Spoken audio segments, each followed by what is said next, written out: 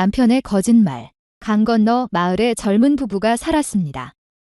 남편 석주는 성실한 장사꾼이었고 아내 연하는 손재주가 좋아 바느질로 집안을 도왔습니다. 두 사람은 가난했지만 서로를 아끼며 살았습니다. 석주의 아버지는 3년 전 중풍을 앓은 뒤로 침상에만 누워 계셨습니다. 말씀은 어눌하셨지만 정신만큼은 또렷하셔서 며느리가 수발드는 것을 늘 미안해하셨습니다. 연하는 시아버지께 따뜻한 물수건으로 몸을 닦아드리고 죽을 쏘어드리고 밤이면 이부자리를 정갈하게 펴드렸습니다. 어느 봄날 석주가 아내의 손을 잡고 말했습니다. 여보, 서쪽 저자거리에 좋은 장사 기회가 있다고 하오. 석 달만 다녀오면 큰 돈을 벌 수 있을 것 같소. 연하는 고개를 끄덕였습니다. 집안 형편이 어려운 것을 누구보다 잘 알고 있었습니다. 약값도 제대로 못 구하고 쌀독도 점점 바닥이 보이는 형편이었습니다. 염려 마시고 다녀오세요. 제가 아버님 잘 모실 테니까요. 석주는 아내에게 거듭 고맙다는 말을 하고 길을 떠났습니다. 작은 보따리 하나 메고 떠나는 남편의 뒷모습을 보며 연하는 마음속으로 기도했습니다. 부디 무사히 다녀오시길, 그리고 큰 이익을 보고 오시길.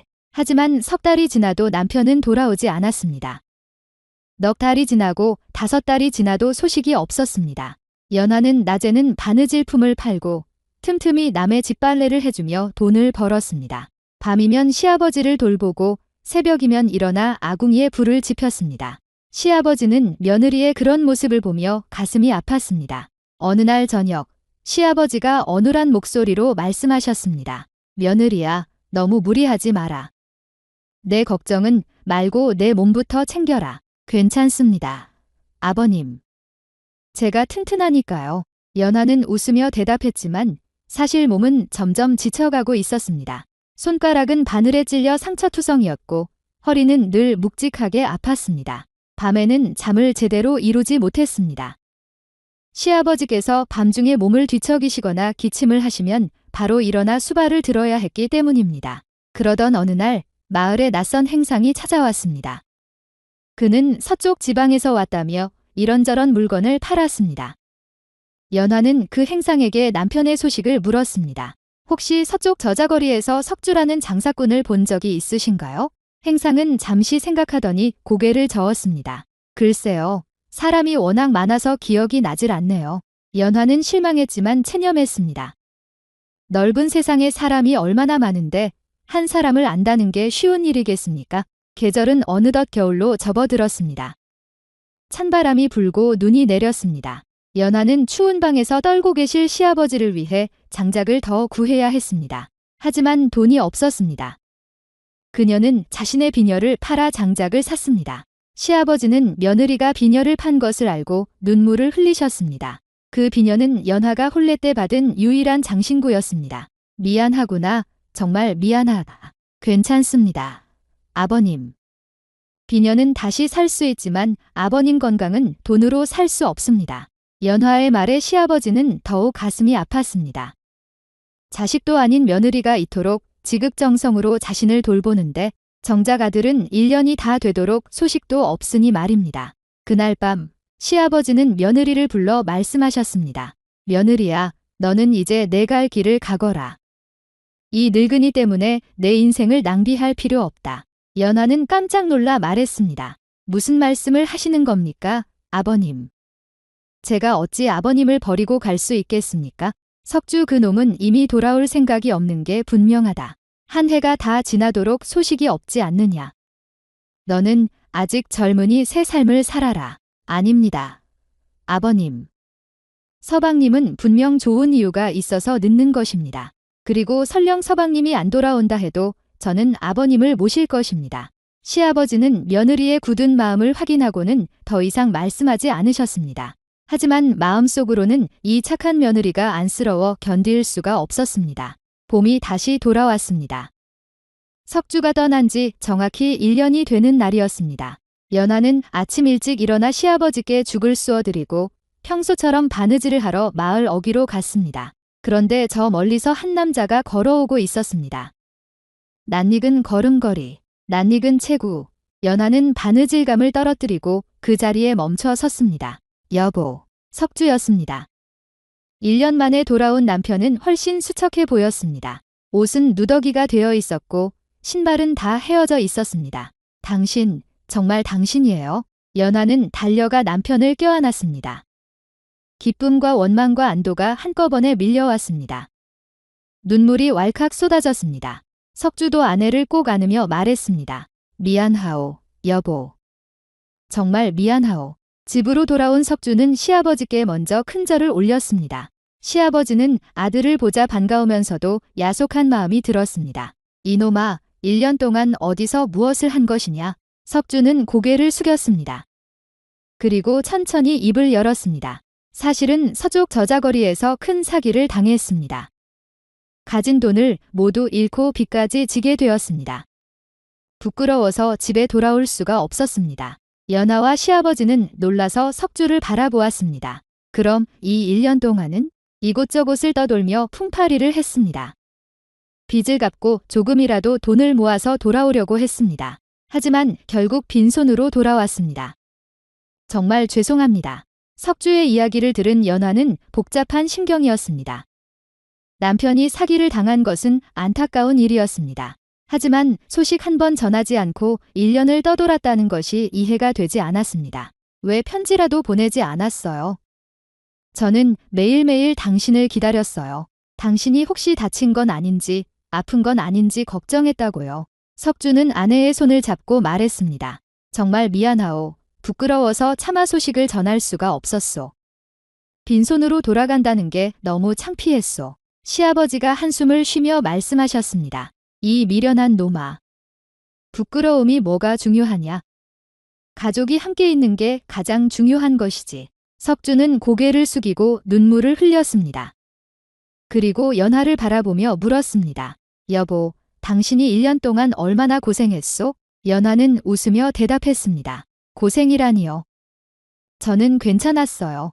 하지만 석주는 아내의 손을 보고 깜짝 놀랐습니다. 가늘던 손은 거칠어져 있었고 곳곳에 상처가 있었습니다. 얼굴은 야위어 있었고 눈 밑에는 다크서클이 깊게 패여 있었습니다. 여보, 당신 괜찮아요. 이제 당신이 돌아왔으니 모든 게 괜찮아요.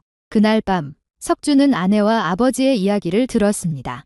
연하가 어떻게 낮에는 일을 하고 밤에는 아버지를 돌봤는지, 비녀를 팔아 장작을 샀는지, 끼니를 걸으면서도 아버지께는 제대로 된 음식을 드렸는지 석주는 가슴이 찢어지는 것 같았습니다.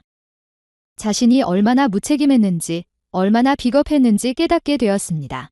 다음 날 석주는 일찍 일어나 아버지께 물을 드리고 몸을 닦아드렸습니다. 그리고 연화에게 말했습니다. 여보, 오늘부터는 내가 아버지를 돌보겠소. 당신은 좀 쉬시오. 하지만 며칠이 지나자 석주는 다시 밖으로 나가기 시작했습니다. 돈을 벌어야 한다는 이유였습니다. 여보, 며칠만 다녀오겠소? 이번에는 꼭 돈을 벌어오겠소? 연화는 불안한 마음이 들었지만 남편을 믿기로 했습니다. 하지만 석주는 또다시 약속한 날짜에 돌아오지 않았습니다.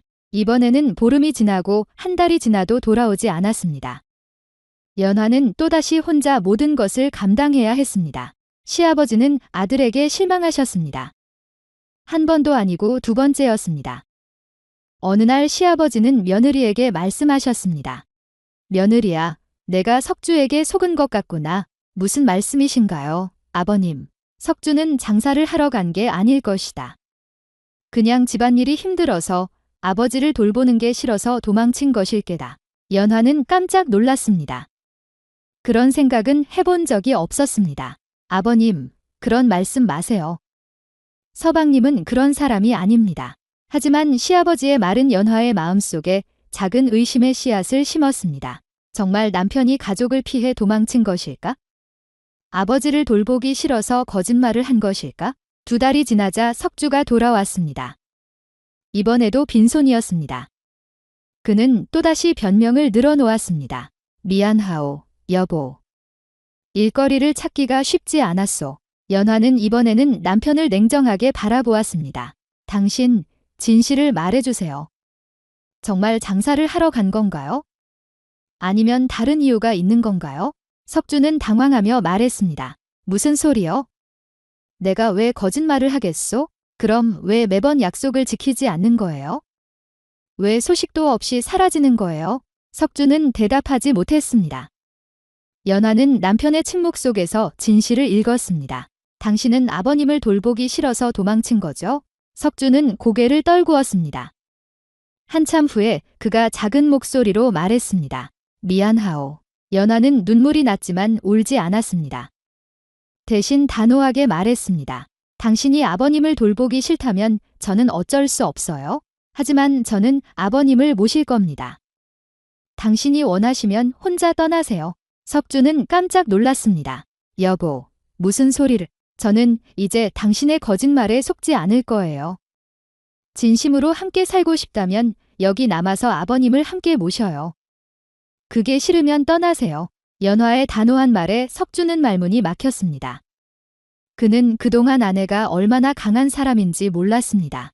시아버지는 방 안에서 두 사람의 대화를 듣고 계셨습니다. 며느리의 말에 가슴이 뭉클했습니다. 자식도 아닌데 이토록 지극정성으로 자신을 지키려 한다니. 석주는 며칠 동안 고민했습니다. 솔직히 말하면 아버지를 돌보는 것이 힘들었습니다. 자유롭게 살고 싶었고 젊은 나이에 병든 아버지를 평생 모시고 살아야 한다는 것이 답답했습니다. 하지만 아내의 모습을 보며 석주는 깨달았습니다. 진정한 효도가 무엇인지, 진정한 가족이 무엇인지. 연화는 피 한 방울 섞이지 않은 시아버지를 친아버지처럼 모셨습니다.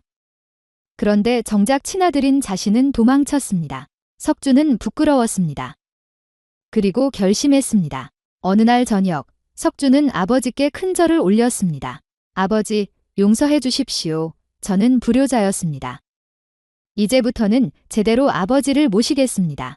시아버지는 아들을 바라보며 눈물을 흘리셨습니다. 내가 돌아와 줘서 고맙구나. 그날부터 석주는 달라졌습니다. 아침에 일찍 일어나 아버지께 물을 드리고 몸을 씻겨 드렸습니다. 낮에는 품팔이를 하러 나갔지만 저녁이면 반드시 집으로 돌아왔습니다. 그리고 아버지 곁에서 이야기를 나누며 시간을 보냈습니다.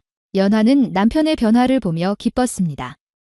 두 사람은 함께 시아버지를 돌보며 조금씩 행복을 되찾아 갔습니다. 시아버지도 변화했습니다.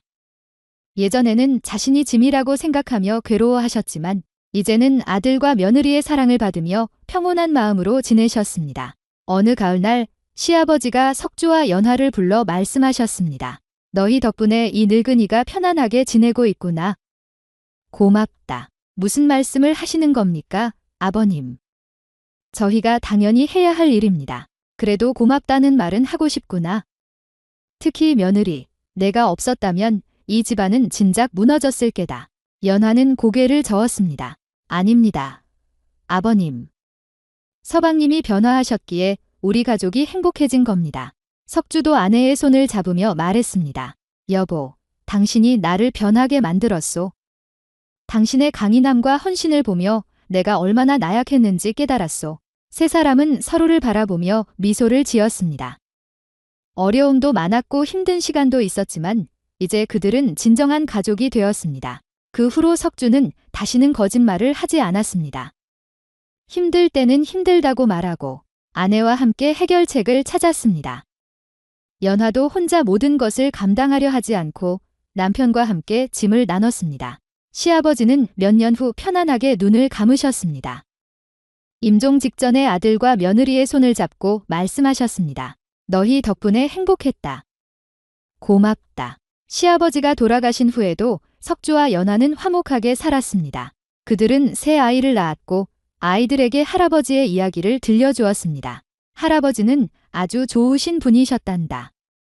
그리고 너희 할머니는 세상에서 가장 강하고 따뜻한 분이셨지. 아이들은 할머니의 이야기를 들으며 존경하는 마음을 가졌습니다. 그리고 가족의 소중함을 배웠습니다. 세월이 흘러 석주와 연화도 늙었습니다.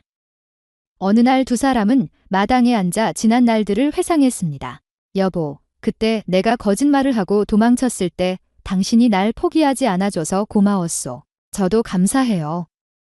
당신이 변화하는 모습을 보여줘서요. 사람은 누구나 실수를 하지만 중요한 건 그걸 바로잡으려는 마음이잖아요. 석주는 아내의 손을 꼭 잡았습니다. 당신 덕분에 나는 진정한 남편이 되고 진정한 아들이 될 수 있었소. 우리 함께 했기에 가능한 일이었어요. 두 사람은 석영을 바라보며 미소를 지었습니다. 그들의 인생은 쉽지 않았지만 서로를 믿고 사랑하며 이겨냈습니다. 마을 사람들은 석주와 연화의 이야기를 오래도록 기억했습니다. 거짓말로 시작된 아픔이 진실과 용서로 치유되었다는 이야기. 그리고 진정한 가족애가 무엇인지 보여준 이야기. 어려움 앞에서 도망치지 않고 서로를 포기하지 않고 함께 헤쳐나간다면 어떤 시련도 극복할 수 있다는 것. 그것이 바로 석주와 연화가 우리에게 남긴 교훈이었습니다. 감사합니다. 구독과 좋아요 부탁합니다.